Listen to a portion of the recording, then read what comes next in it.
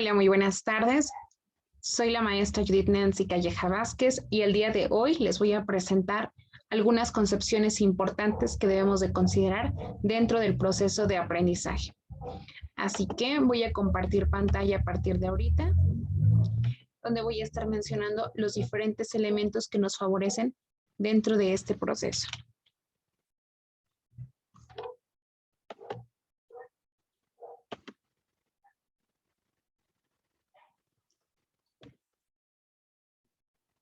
Este trabajo que se presenta a continuación es del doctorado en Ciencias de la Educación.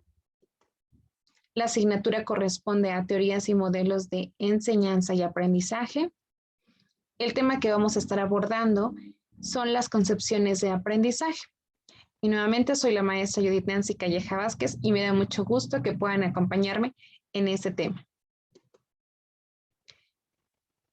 Para poder iniciar es necesario poder vincular la importancia que tiene la educación junto con nuestro contexto.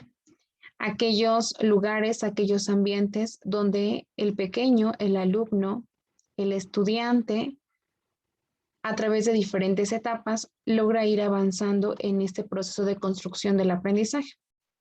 Por lo cual, una de las preguntas que van a ser eje central dentro de este proceso es reconocer cuál es la diferencia entre el aprendizaje como acumulación de conocimientos y el aprendizaje como transformación de las experiencias del entorno.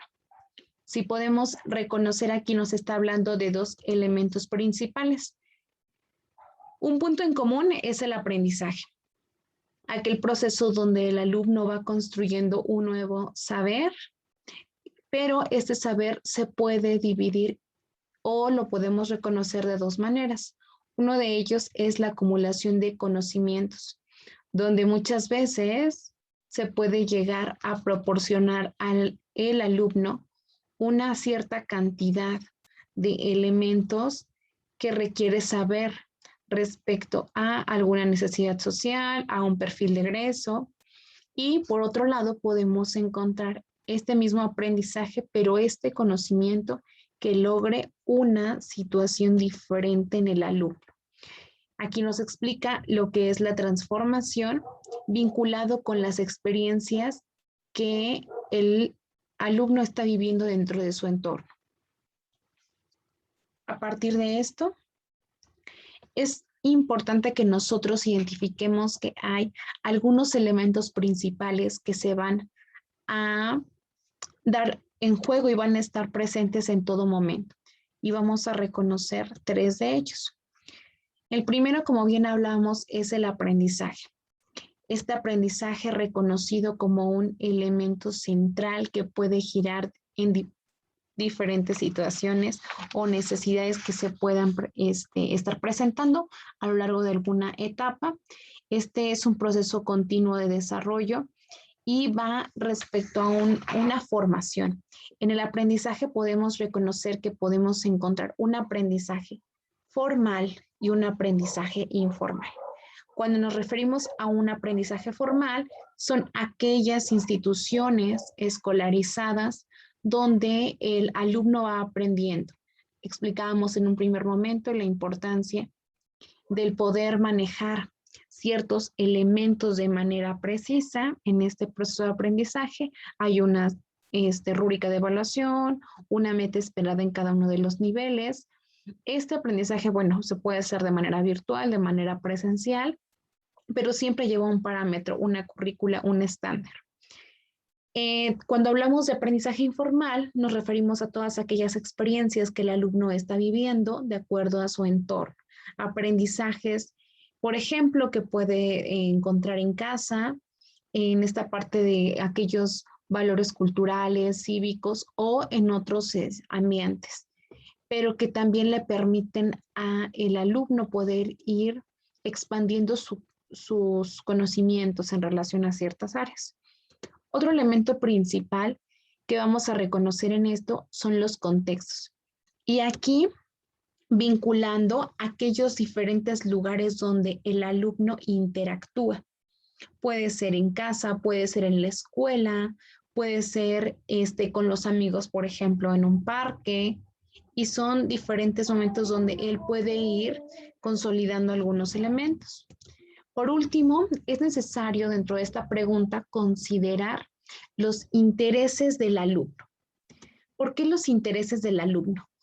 Una parte que va a generar esta disyuntiva o esta fortaleza dentro de nuestro proceso integral va a ser cuál es la motivación intrínseca que mi alumno puede tener.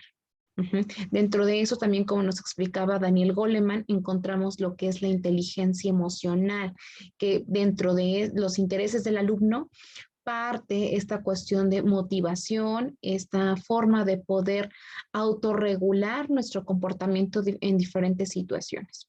Entonces, con estos tres elementos, como nuestro eje central, vamos a poder dar respuesta a nuestra pregunta. En un primer momento, estas preguntas, bueno, yo las dividí en tres para que nos quede un poquito más claro. Cuando hablamos de aprendizaje como acumulación, nos estamos refiriendo de manera constante a una repetición de la información. Es cuando hay también una carencia de sentido para el estudiante en relación a cierto aspecto. Muchas veces también se deja de lado los conocimientos previos que el alumno puede tener respecto a un tema en específico. Nada más se busca darle al alumno esta cuestión de contener información, de saber, de tener, de memoriza esto de las planas. Por lo regular, predomina lo que es la enseñanza respecto a ver al docente como él es quien me va a dar toda la información, quien me va a transmitir, que me tiene que decir cómo lo tengo que hacer. No hay una innovación e impacto realmente, ¿no? Porque solamente muchas veces es memorístico y limita el desarrollo del alumno. Tenemos nada más pues una contención de información. A veces te lo sabes o te lo aprendes para el examen. Mientras que hablar del aprendizaje como transformación nos implica tener en cuenta que el alumno es el centro del aprendizaje.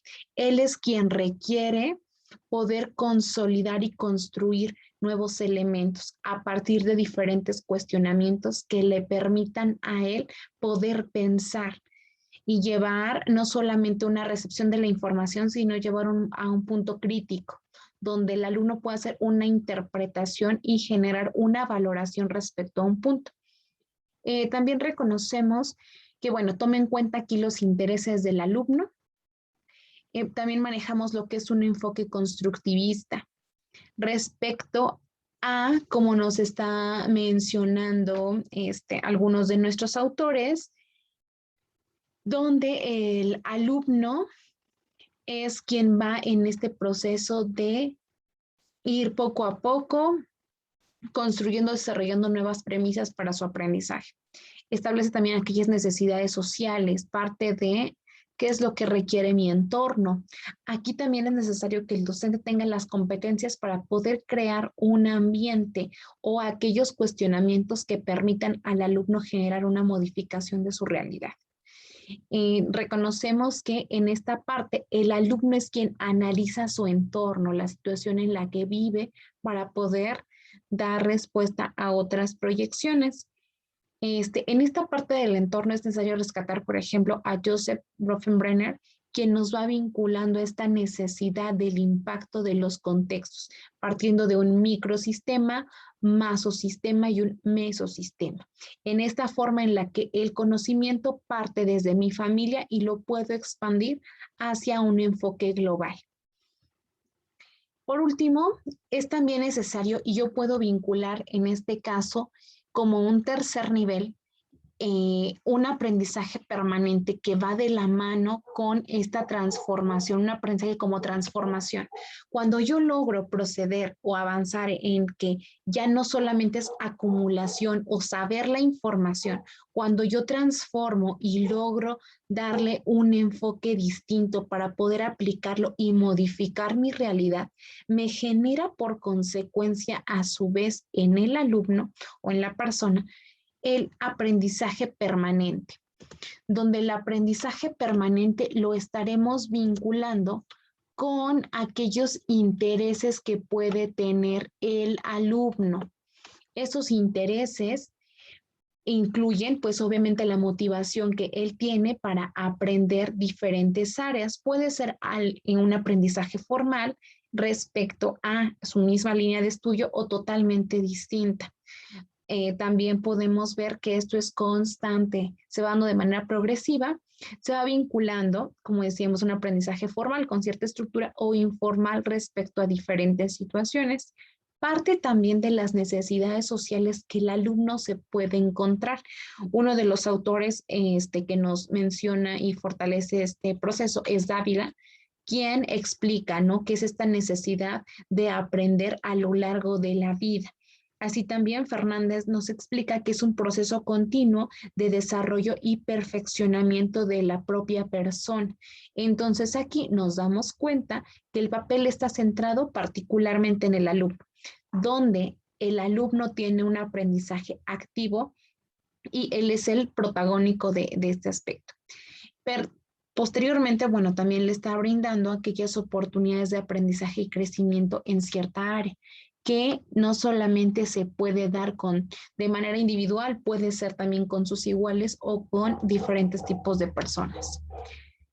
Y pues bueno, esto es lo que yo les puedo compartir el día de hoy. Entonces, recordemos que este aprendizaje pues tiene características diferentes, ¿no? La acumulación solamente contengo, recibo la información, la transformación es logro un impacto donde yo estudiante, soy quien logra modificar mi realidad o mi entorno y por consecuencia me permite generar un aprendizaje permanente en la mayoría de los casos. Espero que esta reflexión sobre la diferencia de esos aprendizajes nos permita ir transformando nuestra práctica docente para lograr favorecer una transformación en el ámbito educativo. Agradezco su participación y les dejo aquí las referencias bibliográficas que nos permitieron ir consolidando también este aprendizaje. Que tengan una excelente tarde.